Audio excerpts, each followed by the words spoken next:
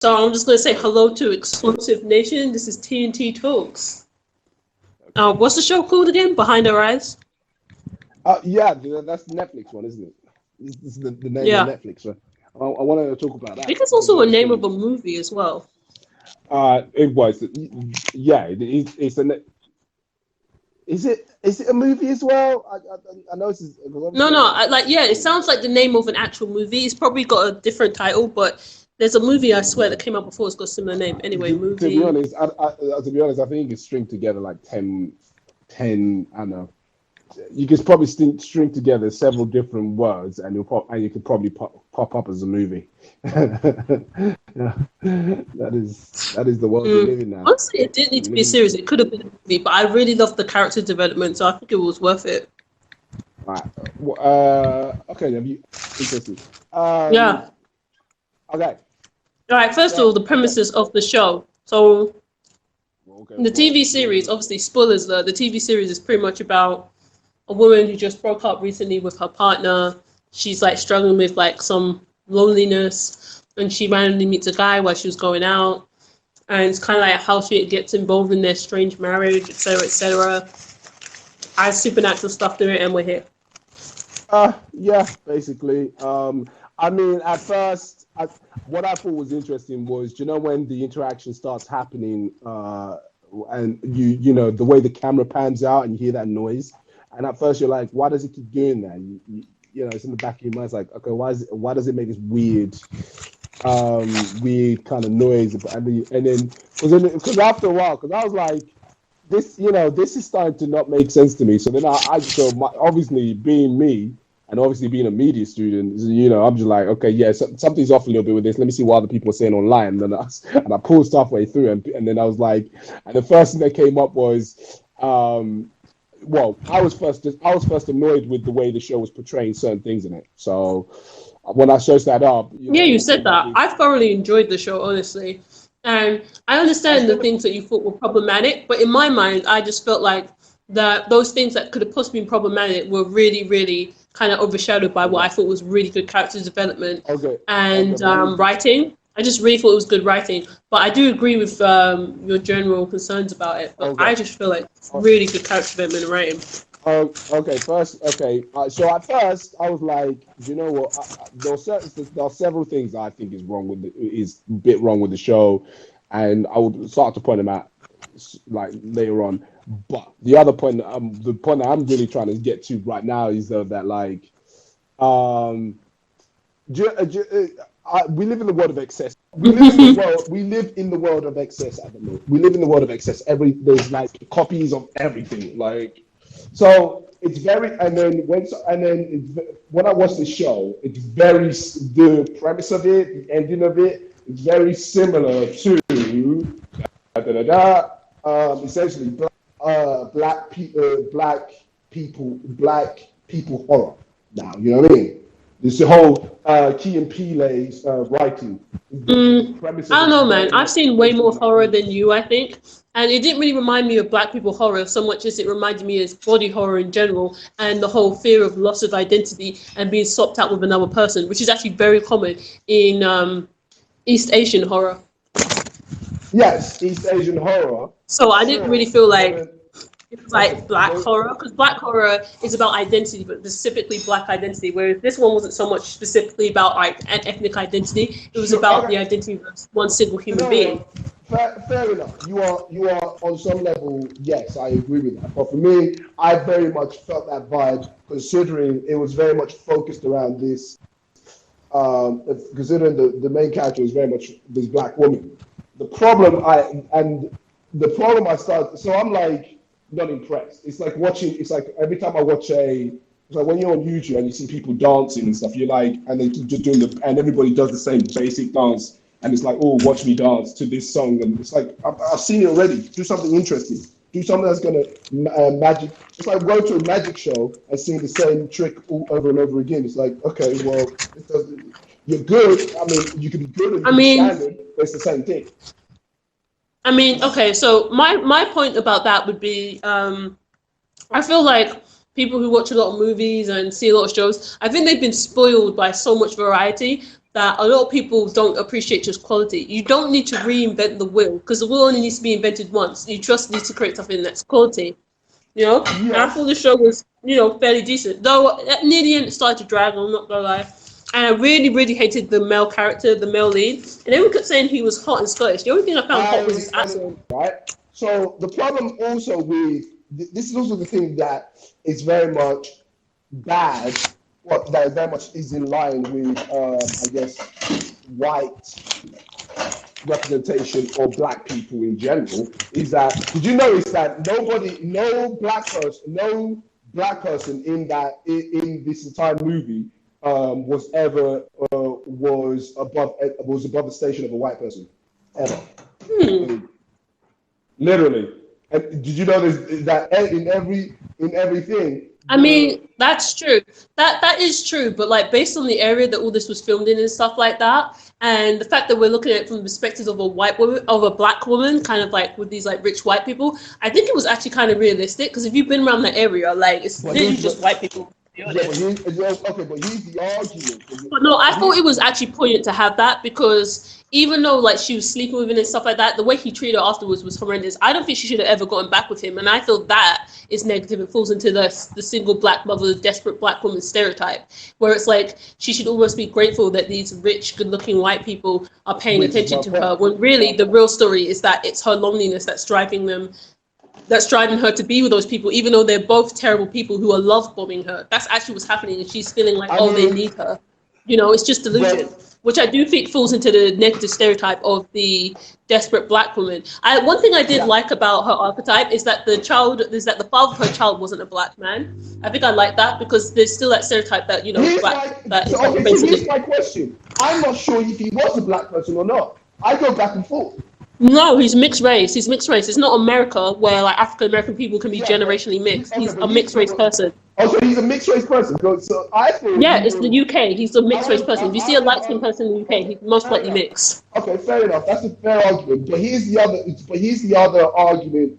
Here's the other thing that is very poignant in it. One, every black person in that show is very much fetishized, which basically points to the fact that the writer fetishes black people in general. Because but I didn't really feel like black people being fetishized in the show. Can I finish? Should I tell you why I think that? Because one, the single black woman who happens to be this all-encompassing person for the Scottish white dude. Then in a fantasy, for me, the racism came in the power dynamic. I feel like the racism came in the power dynamic, and I do think that she didn't need to be a single mother. She didn't need to be a single mother, but I know that some subtext for why she was lonely and why she was, vulnerable to be loved by these people, but she was also being toxic by engaging in this behavior with them. And I can't believe she got back with the guy. I think that was terrible, right? One thing at a time, please. The other point also, because if you also remember the gay guy, when he comes in and he goes into his dream, and in his dream it is a black guy subservient as a waiter. That is fetishization. Yeah, you're right. That is fetishization because it's the white fantasy put onto a white gay man of like the BBC, the big black cock. Yeah, but then it's also on the point that you have three characters who have put the white man on a pedestal. Yeah, he just wasn't that good looking. I just don't get it. I just don't get it. Like he was not that good looking.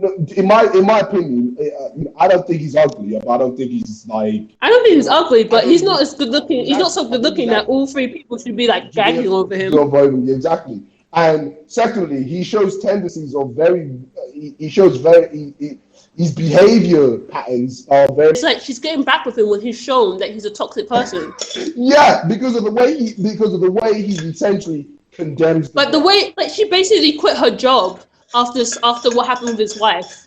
right? And it's not even her fault. Like, his wife is literally a homicidal maniac, which was proven by what happened with the last lady. But he still blames her. He doesn't think that this woman is a master manipulator. He still blames her. I can't believe it. And it's funny because it's like the white man sticking with his white woman, even though she's crazy. But you know, the black girl's good enough to fuck and be your mistress. Which is the point. It's the whole idea that it's that continuous idea that I like my dark meat on the side, but what I want as who are you, Jeannie Mai?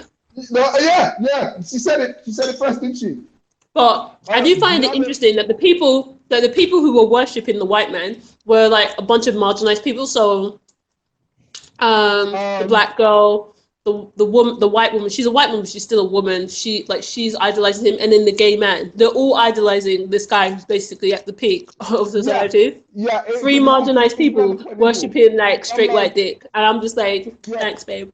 And I'm like, which is the thing that and I was just like very uncomfortable with the fact that after when the woman decided to end the relationship, he went toxic. He was like, "You're fired. I don't want you to come back." No, he ended the relationship after he found out that his wife was hanging out with her and she lied about it. Yeah. Oh yeah, he went absolutely toxic. He completely abused his power, even though she was a single mother and he knew it. He didn't care. He's an asshole. He didn't give a shit. And then the movie ends with them wanting to be together. And I was like, Yeah, I know. Okay, that's what I was saying before. That falls into like the negative stereotype of of black women falling for like bad guys, and it kind of has this almost superior idea to it, where it's like this single black mother is being saved by this supposedly nice, even though he's depicting himself as nothing but a liar, an asshole, an abuser, and a cheater in the whole show. But she's being saved by this like rich white man, and it's a dream come true. And I'm sitting here like, he's trash. Like, even when she's sleeping with him, he's trash. That is okay. See, I think that's the perspective of what maybe a normal woman would think. A guy watches this thing and it's like, yeah, this woman's an idiot. I mean, when I'm watching this thing, she because and that's and first of all, the whole time I was watching the show, I was mad at her. I kept thinking she was an idiot. When he came to her house all sad and shit, even though he's a married man, didn't go home to his goddamn wife, she let him in, and I kept screaming, "Don't let him in, he's trash. Don't let him in, he's literally human garbage." But she still let him in. I thought she was an idiot the whole time. I'm not gonna lie, I did think she was an idiot the whole time. I thought it was a poorly written scene, honestly. I thought it was very poorly written. I thought it was a very poorly written scene. I was like, this makes no fucking sense. I didn't think it was poorly written to just be like an idiot. No. Okay. Here's why it's a poorly written scene. She when you first enter the show, she essentially is an independent, strong woman, and very much looking. I wouldn't say she was. I didn't think she came off as the archetypal independent, strong woman. She just works around an office. She came off like a person to me. She didn't come across as a strong woman. In actual fact, she came across as a very much normal everyday black woman in London. Normal everyday black woman, but also and who seemed to be a good mother, and who seemed to know the right, and who seemed to know the right and wrong. When she made the mistake initially in the beginning, she realized and she cut it off. And and at that point I was like, okay, right, I'm with you. I'm with you. And then as it's going on, it was the scene that it was like 2-3 episodes. Not episodes, but it was like 2-3 scenes later. It was like it was even episode 2 or episode 3 that she let him in and everything went down. I was like, it was way too quick. Because it was like there was no breaking down her guard. There was nothing to really initiate that idea that, oh, do you know what? Let me try and push beyond this. It was just like, oh, you want? Actually, there was for a glass of wine. Could I come in for a glass? Yeah. Like, I'm sorry, it was really subtle, but there was. Oh yeah. Yeah. If you look at the first 2 episodes, right? It does actually develop. I don't know to what degree you think it's okay, but it does develop that she's frustrated and she's also like sad about being the good girl, because you see her even talking to her friend, and her friend is like, "Why are you doing it?" She's just like, she just wants to think about herself for once. So that's why she's doing stuff. Usually she's the person to always do the right thing, but this time she just wanted to be selfish. So it already established why she's doing it. It's like not random. She is an idiot, but we know why. No. It doesn't establish why she's doing it. It establishes it. You're talking like a while after she's done it several times over. And there was no breaking down of her guard in terms of protecting herself from being in that position. The fact is, the first time that guy, the first time. Okay, all right. Maybe it comes after. Should have been written. That scene should have been written as, okay, do you know what? Maybe there was a little flutter there, but that scene should have been written as she tells him to get out. That would have been, because that would have preserved her self-respect a little bit. But as soon as but like that makes no sense when she has low self-esteem. It's not about low self-esteem. It's not about low self-esteem. It's about the idea that at least at some point she fought for it. She fought to keep her respect. But it was like one episode she was. Yeah, but the movie's not about respectability politics. I mean, I disagree with her letting him in. I do think that she didn't have any self-respect then. But it's like the movie's not even about respectability politics. It's literally just about a lonely woman getting caught up with two really toxic people and her being toxic herself. But you're not okay. Okay. You're telling me from the very beginning. It's like, but Tony, remember, like the affair is the catalyst for everything that happens later. So you saying she needs to do this, she needs to do that. Well, to be honest, a fair start on less than that, to be honest. So like when I was watching that scene, I didn't like it because I didn't think out of a character scene simply on the explain how in the third episode they have the affair, they start the affair. So like the second or third episode they start the affair, right? Explain how that scene is incongruent with what we know about her so far as a character and the overall story at large. Explain now why that scene is poorly written. That scene is poorly written is because you're talking you're literally talking like a scene prior. They were in the bathroom and she was like, "No, we need to. I didn't realize you was whatever. We need to cut this thing off."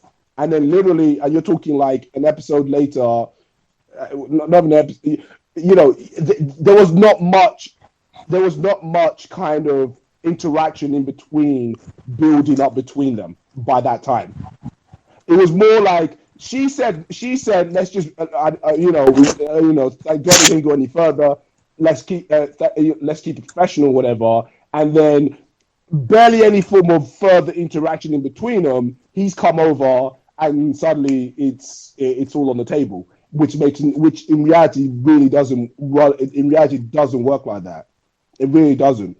I would almost agree with you if in the later in the series they didn't show that this was also a pattern of behavior for him because he got that other woman involved in his relationship before as well. So this is actually a pattern of behavior when we see his character develop. Yeah. So it kind of happened backwards, but.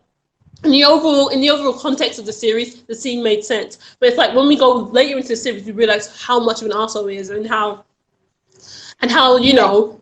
pathological his behavior is, how pathological it is. Even in the beginning, it's very much hinted that he quote unquote cheated on her. I mean, he didn't cheat on her the first time, but it's very okay. He may have cheated on her previously, actually, but it's very much hinted that he's not faithful. So in the beginning, I'm not saying okay, all right. Let me roll it back here. I'm not saying it's not realistic that happens. What I'm saying is, in terms of the way her character was being portrayed, it doesn't work. That's the reason why. That's the reason why you tend to don't feel you. That's the reason why you don't. That's the reason why there's a disconnect with the audience and the character being there's a disconnect with the audience and the main character, and you lose a little bit of respect for her because otherwise you would understand where she was coming from. There was no. Yeah, but I don't think you need to. I don't think that was the point of that scene. I think the point of the scene it was that all three people were toxic, that all three people sucked. Here's the thing, Tess. There can always be a point. There can always be a justification of why the scene was written that way. But what I'm trying to say to you is, in terms of her being a black representative in character and whatever, it does do a really poor showing in terms of how the scene was written in the first place. But yeah, I mean, in the entire series, but like that's still kind of like the case. You know, so like it's really weird how you keep saying like she lost self-respect. I mean, I feel like she lost respect with the general moralization of the audience, and that's why she wasn't very likable. But the truth of the matter is, people having an affair in the real world in general aren't particularly likable. They're not unlikable, but we don't agree with what they're doing, right? You know? No. Don't get me wrong. I like the character. Generally, I actually do. I just thought I didn't like her. She was. I liked it because, but I mean, because I thought on some parts she was real. There were some parts she was flawed, and there was some some parts she was real. She was strong. She has a strength and a weaknesses, and it was very. And she was a very witty kind of character in that the fact that she doesn't have all the answers, but it's like she's looking at the same time. She didn't like intelligence, but she also didn't have all the answers, and she didn't know what she didn't. But she was also like a typical person. Okay, yeah. In my opinion, she was very normal. She was a very normal person, and I like. Yeah, I feel like she was very normal, very down to earth, like representation. Yeah. But of a general person, I feel like she did have the typical mentality of somebody who's having an affair. But it's kind of, I think what was very interesting about the series was that she was having two love affairs. One, she was having a romantic sexual affair with the husband, and two, she was having a platonic, very deep spiritual affair with the wife. So I really feel like she was definitely in a menage a trois. Yeah, which is what it came across as, and no offense, but they basically pandered that to the audience.